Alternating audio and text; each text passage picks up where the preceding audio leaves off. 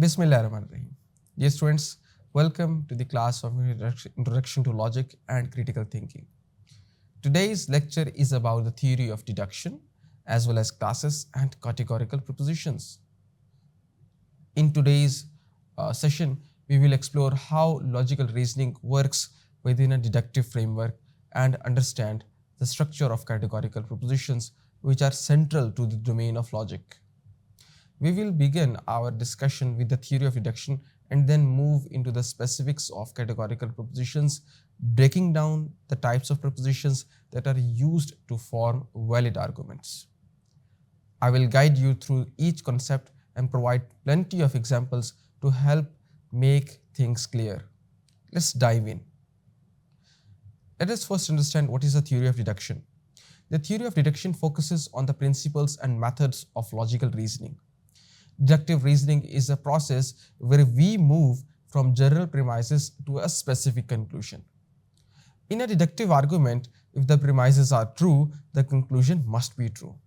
This is known as validity. The structure of the argument basically guarantees that the conclusion is followed in the same manner. A well-constructed deductive argument is often expressed in syllogistic form. A syllogism basically consists of three parts. Major premise, that can be a general statement like all humans are mortal. A minor premise, it is a specific statement that is related to that major premise, like Ahmad is a human. So the conclusion will be a specific deduction based on the premises. For instance, Ahmad is mortal. Let us consider some examples of deduction. For instance, all dogs are mammals. This is a major premise. Fido is a dog. This is a minor premise. And the conclusion will be Fido is a mammal. So notice how in this argument the truth of premises guarantees the truth of the conclusion. Let's head over to another topic, that is classes and categorical propositions. In logic, we often deal with different types of categorical propositions. Categorical propositions are actually the statements that relate to classes or objects or categories of objects. Categorical propositions are foundational to syllogistic logic and help us to draw conclusions about classes or groups of things. A categorical proposition has the form, like the very first form is subject term, the thing or group that is being discussed. The predicate term, the thing or the group that is being asserted about the subject. For example, all humans are mortal. The subject term will be here, the subject term in that very particular sentence or argument will be humans. The predicate will be mortal. The relationship between the subject and the predicate can vary, and that brings us to different types of categorical propositions. There are four basic types of categorical propositions, each with its own logical form. These are classified using the letters A, E, I, and O, and often referred to as the four forms of categorical statements. The very first type is the A form, that is universal affirmative. The form is all S are P. This means that all subject are predicate. For instance, all birds are animals. In this type of proposition, the subject is entirely included in the predicate. It asserts that every member of the subject class is also a member of the predicate class.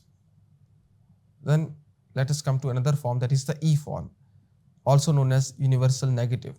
The form of that very particular this type is no S is P, or no subjects are predicate. For instance, no cats are reptiles. Here the subject and predicate do not overlap. These two classes are basically distinct. It denies that any member of the subject class is also a member of the predicate class. The third type is the I form, that is particular affirmative, where we state that some S is P, or some subjects are predicate. For instance, some fruits are sweet. This proposition asserts that at least one member of the subject class is a member of the predicate class as well. So, dear students, notice how it is not universal. We are only talking about some members of the class, not all members of the class. This leads us to the final type of the categorical proposition that is referred to as particular negative, which states as some S is not P, or some subject are not predicate, or some subject is not predicate. For instance, some dogs are not friendly. This proposition asserts that at least one member of the subject class is not a member of the predicate class. It is a particular negative claim stating that two classes do not completely or fully overlap. Now let us discuss the case of particular affirmative propositions. Let us have a closer look at the particular affirmative proposition I form. This form asserts that some members of the subject class are members of the predicate class as well, but it does not say anything about the entire class. For instance, some students are athletes. This means that within the class of students, there exists at least one student who is also an athlete. However, this does not mean that all the students are athletes, just that some are. Let me clear a common misconception that a particular affirmative does not mean that most students are athletes. It simply states that the class is partially included, the subject class is partially included in the predicate class. Now let's look at the particular negative proposition, that is the O form. This type of proposition asserts that some members of the subject class are not the members of the predicate class. For instance, some cars are not electric. This means that within the class of the cars, there are at least some that are not electric. Again, this does not say that most cars are not electric, just that some cars are not included in the class of electric cars. Dear students, understand a key point here, that a particular negative proposition makes a specific exclusion. It is not about saying that the subject class is entirely excluded from the predicate class, but that there is at least one member of the subject class that is excluded.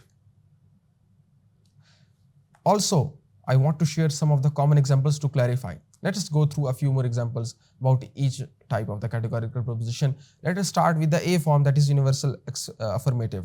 Like all books are the sources of knowledge. This means that every single book in the subject of the class is also a source of knowledge. E form, universal negative. No dogs are reptiles. This denies any overlap between the class of dogs and the class of reptiles. The I form, that is particular affirmative. For instance, some apples are red. Not all apples are red, but at least some are. And finally, the O form, that is particular negative. For instance, some birds are not able to fly. At least some birds, like penguins or ostrich, they are not capable of flight. To wrap up, we explored the theory of deduction, which underpins deductive reasoning and logical structure, and we have examined categorical propositions which help us clarify relationships between the classes of things. Remember that categorical propositions come in 4 basic forms, and each of these forms has its own logical structure. Understanding these propositions is the key to building sound logical arguments, particularly in syllogism, where we draw conclusions from general premises. Thank you.